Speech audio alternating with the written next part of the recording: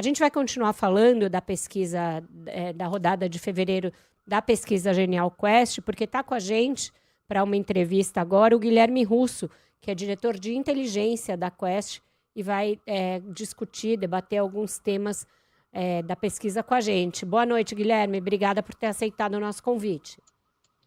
Boa noite, Vera. É um prazer falar com você e todos os ouvintes da CBN. Boa noite. Boa noite. Guilherme, eu não sei se você estava aí nos ouvindo e agora a gente vai poder ver se eu estou analisando a pesquisa correta. Eu queria começar com você desse ponto que eu parei agora, a avaliação do presidente e do governo e as perguntas específicas da pesquisa que mostram um desgaste, um cansaço com o governo.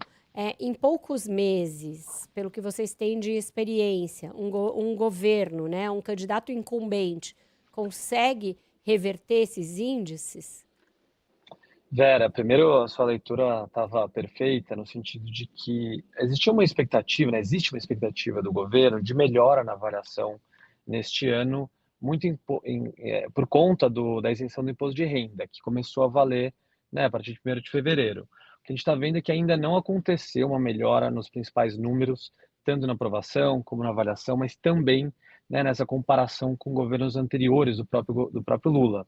Então, basicamente, pode estar cedo, mas a gente está vendo uma estabilidade na aprovação do governo em diferentes indicadores, o que mostra, de novo, que o Lula tem sim um grande desafio para melhorar os seus números daqui até outubro. Geralmente, né, o histórico de pesquisas ao longo dos anos eleitorais mostram que o governo tende a melhorar, mas, então tende a ser uma tendência, mas a gente também sabe, né, via os indicadores da pesquisa, que o Lula tem uma rejeição muito grande e isso dificulta muito a melhora dele. Ou seja, por mais que o governo possa entregar, se as pessoas já rejeitam o governo, é difícil elas mudarem muito de opinião, né? A polarização traz um teto, né? Traz um limite para essa melhora que o governo teria, né? Quando tinha em 2006, em 2010, quando não existia tanta polarização assim no ambiente eleitoral. Pois é, e com essa polarização, Guilherme, o grande desafio para os dois candidatos mais bem colocados é justamente angariar votos daqueles eleitores que se consideram independentes, né? O que os resultados da pesquisa com esse grupo nos mostram? Primeiro, a gente viu, né, essa pesquisa trazendo uma consolidação da candidatura de Flávio Bolsonaro, né, do lado da direita. Ele apareceu muito forte na pesquisa de dezembro, quando ele foi apoiado pelo pai, e continuou consolidando em janeiro e agora em fevereiro. Então, essa é uma das principais novidades. Quando a gente olha para os independentes, né, pensando nessa polarização, os independentes são sempre o voto decisivo, eles continuam mais indecisos, e preferem, né, muitas vezes, dividem muito entre a esquerda, entre a direita, eles estão devagarzinho melhorando um pouquinho mais para a direita do que para a esquerda, né? A gente vê alguns na casa de 1, 2 pontos percentuais, que são oscilações, mas quando a gente olha, a gente vê justamente nos independentes essa melhora, mas continua sendo um grupo ainda mais indeciso, um grupo que se divide muito, né? É o grupo que vai fazer a diferença lá no segundo turno, tão importante, considerando essa polarização dada na pesquisa. Guilherme, tem um dado que é bem importante para a gente projetar resultado de 2022, que é aquela que mede o medo, né? 41% tem medo da continuidade do Lula no poder e 44% tem medo da volta da família Bolsonaro ao poder. Como é que a gente pode fazer a leitura desse dado e por que ele é importante para a gente projetar o resultado da eleição? A gente na Quest sempre gosta desses outros indicadores, né? A gente sempre olha muito para a intenção de voto, mas tanto o indicador do merecimento quanto que o presidente merece, como esse do medo, estão cada vez mais consolidados na literatura como indicadores fundamentais. Por quê? Porque o que mexe muitas pessoas, né, não é sempre a razão, muitas vezes é muito mais a emoção. E esse medo do outro lado, como a Vera estava dizendo, ele mexe muito com as pessoas, ele consolida essa imagem, né, digamos, contrária ao lado bolsonarista ou da direita com o lado lulista. Então, ele é fundamental.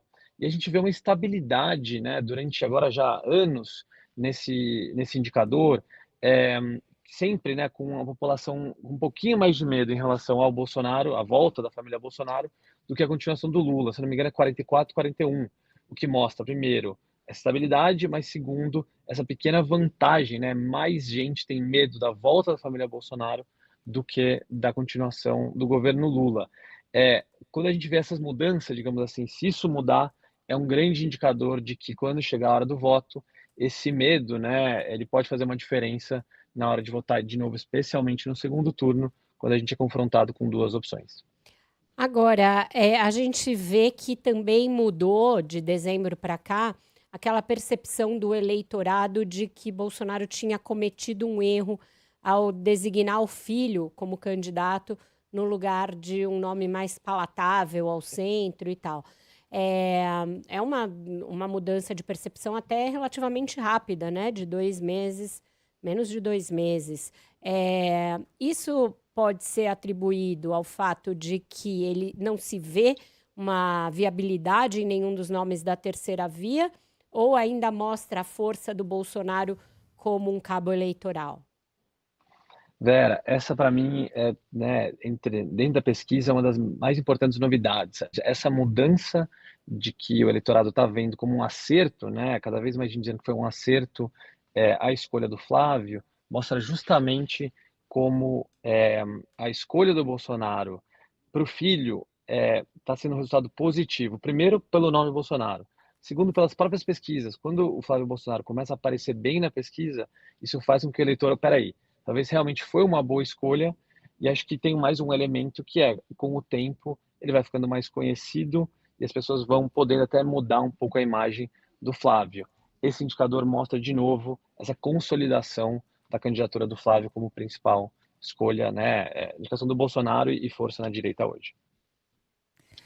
Tem um outro dado aqui, Guilherme, que me chamou a atenção e queria te ouvir sobre, que foi a pergunta, a avaliação para conseguir emprego, né? Quase metade dos entrevistados avalia que está mais difícil conseguir emprego, num cenário que a taxa média de desemprego ficou em 5,6%, menor patamar desde o início da série histórica em 2012.